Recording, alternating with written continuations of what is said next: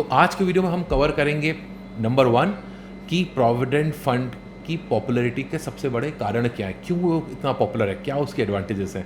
Number 2 हम ये भी बात करेंगे कि प्रोविडेंट फंड से जुड़े क्या क्या कंसर्निंग एरियाज हैं। तो सिक्के के दो पहलू होते हैं, जहाँ पे अच्छाई हैं वहाँ पे बुराइयाँ हैं। तो अगर बहुत सारे पॉजिटिव्स हैं तो कुछ नेगेटिव्स भी हो सकते हैं। तीसरा हम बात करेंगे कि जो वो बुराइयां हैं प्रोविडेंट फंड में या जो कंसर्न्स हैं छोटे मोटे, उसके क्या पॉसिबल सॉल्यूशंस हैं। तो आइए देर नहीं करते हैं और फटाफट आगे बढ़ते हैं वीडियो में।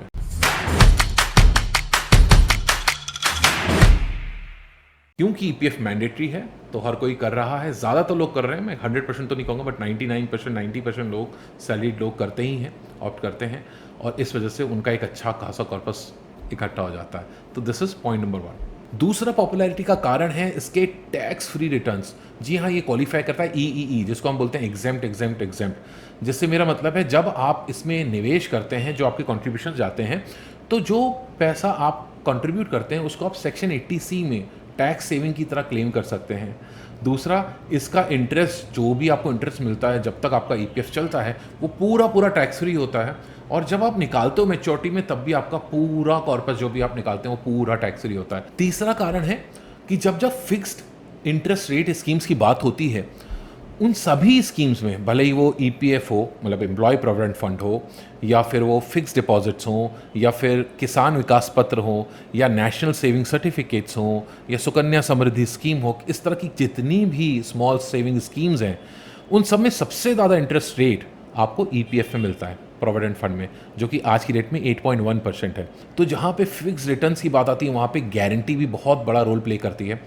और ईपीएफ क्योंकि गवर्नमेंट की बैकिंग रखता है, it is backed by government, sovereign guarantee है, तो इस वजह से ये इसको सेफेस्ट इंस्ट्रूमेंट बना देता है, और यही रीज़न है कि इसकी पॉपुलैरिटी सैलरीड में मतलब टॉप नॉच है। पांचवा फ़ायदा है लॉन्ग टर्म कमिटमेंट।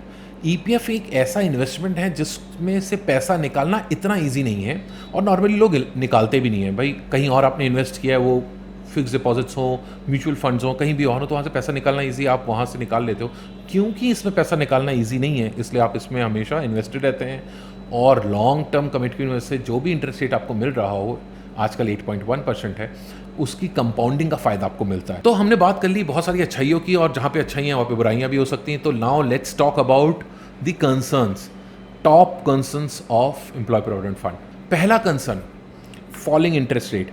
अगर आप देखेंगे, कुछ महीनों पहले ही ईपीएफ का सालाना इंटरेस्ट रेट था 8.6%, जो कि अब घटा के कर दिया है 8.1%। और अगर मैं आपको थोड़ा पहले ले जाऊं, 2001-2002 में यही इंटरेस्ट रेट था 11%। अब आप कहोगे भाई 11% से 8.1% हो गया, ऑलमोस्ट 3% का। तो अगर आप देखेंगे टेक्निकली तो ये लगभग 25 से 30% की गिरावट है। तो एक फॉलिंग इंटरेस्ट रेट एक बहुत बड़ा कंसर्न है, जो कि कहीं ना कहीं इसकी पॉपुलैरिटी में एक छोटा सा दाग लगाता है। टैक्स रिटर्न ईपीएफ की एक ज़बरदस्त एडवांटेज थी, अब अगर वही हटा दी जाए तो obviously this becomes a big concern.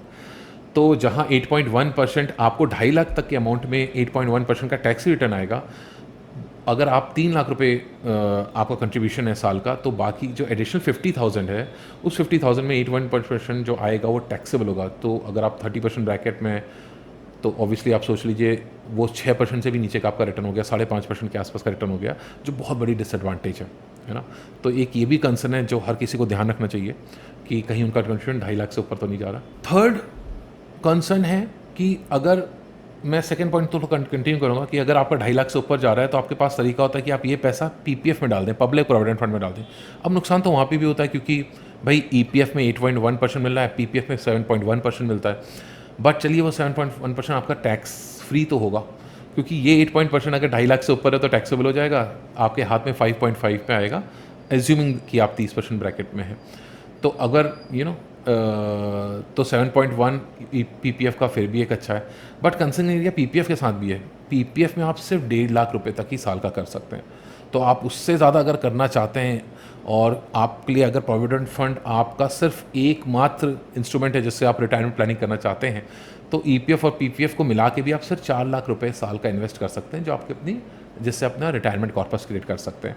Fourth concern है कि आप ईपीएफ में करें, पीपीएफ में करें, वीपीएफ में हो, जहाँ पे भी हो, अगर आप प्रोविडेंट फंड में कर रहे हो, कहीं ना कहीं आपके रिटर्न सिंगल डिजिट में अटक जाते हैं। अब आज के डेट में मान लेता हूँ अगर आपका सारा इन्वेस्टमेंट ईपीएफ में और वो सारा टैक्स फ्री है, तब भी वो 8.1% है। और आप महंगाई दर तो देख ही रहे हैं। अगर आप इन्फ्लेशन को ध्यान में रखते हैं तो इस समय इन्फ्लेशन ही लगभग 7, 7.5%, 6.5% के आसपास चल रही है। अगर आप कंज्यूमर इन्फ्लेशन देखेंगे तो और ज़्यादा है। तो ऐसे केस में अगर आप देखते हो कि आपका रियल रेट ऑफ रिटर्न क्या है, भाई अगर महंगाई दर ही 7% से बढ़ रही है और आपको सिर्फ 8.1 मिल रहा है, तो आप टेक्निकली 1% ज़्यादा कमा रहे हैं। तो ये भी एक कंसर्निंग एरिया बन जाता है और ये भी एक मतलब डीमेरिट है ईपीएफ का कि इसका रिटर्न कभी भी शायद डबल डिजिट ना जाए और हमेशा सिंगल डिजिट रहे। और जिस तरह से हम पिछले 20 साल का इतिहास देख रहे हैं, हो सकता है आने वाले सालों में इससे भी नीचे चले जाए। तो इन चीज़ों का ज़रूर ध्यान रखिए। और अब बात कर लेते हैं पॉसिबल सॉल्यूशंस की कि भाई बुराई की बात तो हो गई या कुछ कंसर्न्स की बात तो हो गई, उनको ओवरकम कैसे किया जाए। पहला सॉल्यूशन है डाइवर्सिफिकेशन। आपने कई बार सुना होगा कि भाई don't put your all eggs in one basket. तो ये बिल्कुल सच बात है कि अगर आप अपने रिटायरमेंट के लिए भी इन्वेस्ट कर रहे हैं और अगर आप सारा पैसा प्रोविडेंट फंड में डाल रहे हैं, वो ईपीएफ हो या पीपीएफ हो, तो ये शायद आपके लिए बहुत फ़ायदेमंद ना हो, क्योंकि आप कहीं ना कहीं अपने आप को रिस्ट्रिक्ट कर रहे हैं सिंगल डिजिट रिटर्न में। तो डाइवर्सिफिकेशन एक इसका बहुत बढ़िया सॉल्यूशन है। और डाइवर्सिफिकेशन किस में करें? इक्विटी इन्वेस्टमेंट्स में करें। अगर आप इक्विटी स्टॉक्स में ज़्यादा जानकारी नहीं रखते हैं, कंफर्टेबल फील नहीं करते, तो म्यूचुअल फंड्स एक अच्छा रास्ता है। अलग अलग तरह की म्यूचुअल फंड स्कीम्स हैं, उनमें आप निवेश करके, इन्वेस्ट करके अपने पोर्टफोलियो को, अपनी सेविंग्स को डाइवर्सिफाई कर सकते हैं। अगर तो आप बिल्कुल ही रिस्क अवर्स इन्वेस्टर हैं, अगर आप चाहते हैं, बिल्कुल रिस्क लेना ही नहीं चाहते और आप चाहते हो कि आपका रिटायरमेंट से जो जुड़ा हुआ पैसा हो उसमें आप बिल्कुल भी इन्वेस्टमेंट नहीं चाहते और आपको सिंगल डिजिट से खुशी है, तो आपके पास ऐसे कई सारी इंश्योरेंस कंपनीज हैं जो आपको गारंटीड एन्युटी प्लान्स देती हैं, पेंशन प्लान्स देती हैं। आप उनको भी कंसिडर कर सकते हैं। इन एन्युटी प्लान्स का रिटर्न 5.5 से लगभग 6.5% की रेंज में है आजकल, डिफरेंट टेन्योर्स के लिए। तो आप इनको भी कंसिडर कर सकते हैं। बेस्ट पार्ट क्या है कि ये जो प्लान्स आते हैं, गारंटीड प्लान्स आते हैं इंश्योरेंस कंपनी से, ये टैक्स फ्री रिटर्न देते हैं। तो टेक्निकली अगर आप 6.5% टैक्स रिटर्न से खुश हैं, 6.25% से खुश हैं और आप बिल्कुल भी रिस्क लेना चाहते हैं, तो ये भी एक ऑप्शन जिसको आप कंसिडर कर सकते हैं। तीसरा इंपॉर्टेंट सॉल्यूशन जो मुझे लगता है कि ये बहुत इंपॉर्टेंट सॉल्यूशन है और मैं बड़ा स्ट्रांगली रिकमेंड करता हूँ कि लोगों को ये कंसिडर करना चाहिए, वो है नेशनल पेंशन स्कीम यानी एनपीएस। कई सारी कंपनीज आज की डेट में आपको एनपीएस में इन्वेस्ट करने का ऑप्शन देती हैं थ्रू एम्प्लॉयर रूट, और ये बहुत ज़बरदस्त है क्योंकि इसमें आप up to 10% of basic salary NPS में इन्वेस्ट करके, ना कि अपना पूरा टैक्स बचाते हैं, क्योंकि जितना आप एनपीएस में इन्वेस्ट करते हैं एम्प्लॉयर रूट से, वो सारा अमाउंट आपकी सैलरी से, टैक्सेबल सैलरी से डिडक्ट हो जाता है, माइनस हो जाता है, तो बहुत ज़्यादा टैक्स बचता है। प्लस जहाँ ये पैसा आप इन्वेस्ट करते हो, आपको मल्टीपल ऑप्शन मिलते हैं कि भाई आप अलग अलग पेंशन फंड मैनेजर्स हैं, जैसे आईसीआईसीआई है, कोटक है, बिरला है, एचडीएफसी है, यूटीआई है, कई सारे मल्टीपल आपको ऑप्शन मिलते हैं। तो इसमें से आप कोई भी एक चूज़ कर सकते हो, ना कि आप पेंशन फंड मैनेजर चूज़ कर सकते हैं, बल्कि आप ये भी चूज़ कर सकते हैं कि आपका पेंशन फंड इक्विटी में कितना जाए, डेट में कितना जाए, है ना। तो आप वो भी मैनेज कर सकते हो, उसको एक्टिवली मैनेज कर सकते हैं और ये बहुत ज़बरदस्त ऑप्शन है। क्विक टिप्स मैं आपको देता हूँ जिससे आप शायद एक और अच्छा डिसीजन ले पाएँ। पहली टिप, अपना सारा रिटायरमेंट फंड बिल्कुल भी पीपीएफ या ईपीएफ में मत डालिए। बेशक आप रिस्क अवर्स इन्वेस्टर हों, आप कंजर्वेटिव इन्वेस्टर हों, फिर भी पूरा पैसा इतने सेफ इंस्ट्रूमेंट्स, इतनी ज़्यादा सेफ्टी में आप डालोगे और आप बहुत ज़्यादा अगर डरोगे इक्विटी रिलेटेड इन्वेस्टमेंट्स में, तो कहीं ना कहीं आप बहुत कम कॉर्पस बना पाएंगे। अगर मैं कंपैरिजन करूं, अगर उसमें कुछ इक्विटी इन्वेस्टमेंट हो, ज़रूर इक्विटी इन्वेस्टमेंट में पार्टिसिपेट करिए। और मैं ऐसा क्यों बोल रहा हूँ, हम हमेशा बोलते हैं कि लॉन्ग टर्म इन्वेस्टमेंट के लिए इक्विटी बहुत अच्छी है, और रिटायरमेंट प्लानिंग तो मुझे लगता है एक ऐसा गोल है जो सबसे लास्ट में आता है, जो सबसे लॉन्ग टर्म होता है। तो इसमें तो इक्विटी में ज़रूर इन्वेस्ट करिए और अपना सारा पैसा पीपीएफ में या ईपीएफ में ना डालें। दूसरा पॉइंट, हमेशा ये चेक करिए कि आपका ईपीएफ कंट्रीब्यूशन 2.5 लाख से ऊपर ना हो, क्योंकि टैक्सेबल करवाना अपने रिटर्न को कहीं से भी समझदारी नहीं है। तो टैक्स कट के 5-5.5% रिटर्न, मुझे नहीं लगता आप इन्फ्लेशन को भी नहीं बीट कर पाएंगे। तो टेक्निकली रियल रिटर्न अगर आप देखेंगे इन्फ्लेशन के बाद तो नेगेटिव होगा, मतलब आपका 100 रुपये 98-99 बन जाएगा, और इससे बुरा क्या हो सकता है। तीसरा, जो अभी तक इतना मैंने बोला, एनपीएस अगर आपने स्टार्ट नहीं किया है, अभी स्टार्ट करें, ज़रूर स्टार्ट करें।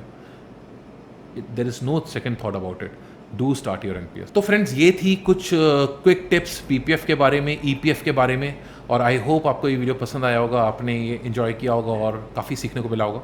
और ऐसे ही keep learning, keep watching and keep supporting. Comments करके बताइए आपको ये वीडियो कैसा लगा। We love to hear your comments, see your comments. And अगर चैनल सब्सक्राइब नहीं किया तो वो भी ज़रूर कर लीजिए। Thank you.